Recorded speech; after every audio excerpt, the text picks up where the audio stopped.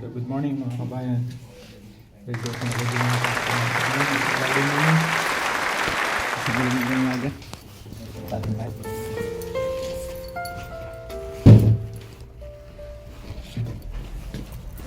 Ayan, maliwanag lang paligid.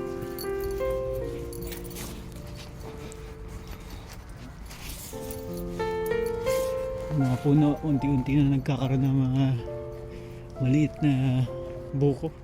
Kasunod yan, bulaklak na.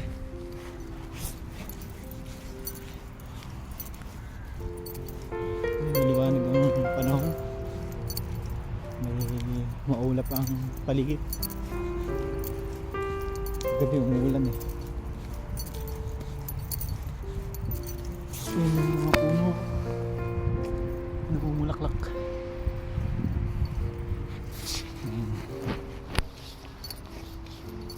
Pero yung pine tree talaga hindi siya nawawala ng dahon at saka ng bunga. Talagang all seasons siya na makapal yung kanyang mga dahon at saka mga sanga. At yun guys, tulad ng mga pine tree na yan, yung malalagong puno na yan,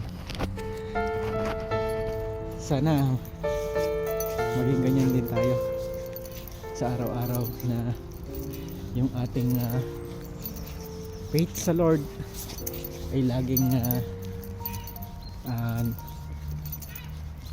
mabunga at mayabong. Yung ating pananampalataya, huwag natin pababayaan sa Diyos. Lagi tayo magtiwala sa Diyos sa lahat ng ating kalagayan sa buhay. Ano man sitwasyon na meron tayo, even na sa kahirapan o kaginawahan, huwag nating kalimutan, seek ye first the kingdom of God and His righteousness, and all these things shall be added unto you. Kaya lahat ng bagay, pagkakaloob ng Diyos sa atin yan, ang kanyang kalooban, at syempre sa ating pagtitiwala sa Kanya ng buong puso, buong lakas na ating pagtitiwala sa Kanya. Trust in the Lord with all your heart and lean not on your own understanding. In all your ways acknowledge Him and He will direct our path. Kaya sa Lord ang kapurihan sa araw-araw na ating pamumuhay. God bless. This is Brother Edward at